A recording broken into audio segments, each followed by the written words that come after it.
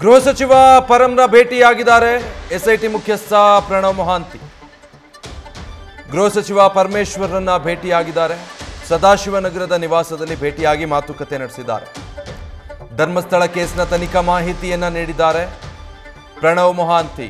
Doctor G ಪರಮೇಶ್ವರ್ರಿಗೆ ಇದುವರೆಗೂ ಆಗಿರುವಂಥ ತನಿಖೆ ಮತ್ತು ಅದರ ಡೀಟೇಲ್ಸ್ ಎಲ್ಲವನ್ನೂ ಕೂಡ ಒಪ್ಪಿಸಿದ್ದಾರೆ.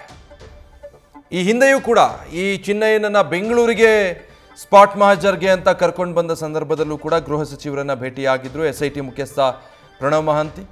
ಮತ್ತು ಇವತ್ತು ಕೂಡ ಸದಾಶಿವನಗರದ ಅವರ ನಿವಾಸದಲ್ಲಿ ಗೃಹ ಸಚಿವರನ್ನ ಭೇಟಿಯಾಗಿದ್ದಾರೆ.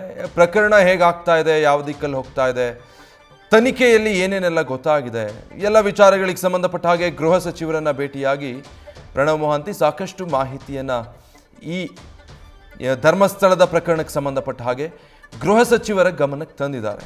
ಬಟ್ ಗೃಹ ಸಚಿವರು ಈ ಬಗ್ಗೆ ಹೆಚ್ಚಿಗೆ ಏನು ಮಾಧ್ಯಮಗಳ ಮುಂದೆ ಹೇಳೋದಕ್ಕೆ ಇಚ್ಛೆ ಪಡೋದಿಲ್ಲ. ಬಹುತೇಕ ಸಂದರ್ಭಗಳಲ್ಲಿ ತನಿಖೆ ಆಗ್ತಾ ಇದೆ, ಬಹಳಷ್ಟು ವಿಚಾರಗಳನ್ನು ಗಮನಕ್ಕೆ ತಂದಿದ್ದಾರೆ. ಈ ಹಂತದಲ್ಲಿ ನಾವು ಏನು ಹೇಳೋದಕ್ಕಾಗೋದಿಲ್ಲ ಅನ್ನುವಂಥದ್ದಷ್ಟೇ ಹೇಳ್ತಾರೆ. ಆದರೆ ಬಹಳ ಪ್ರಮುಖ ವಿಚಾರಗಳ ಮಾತುಕತೆ ಆಗಿದೆ.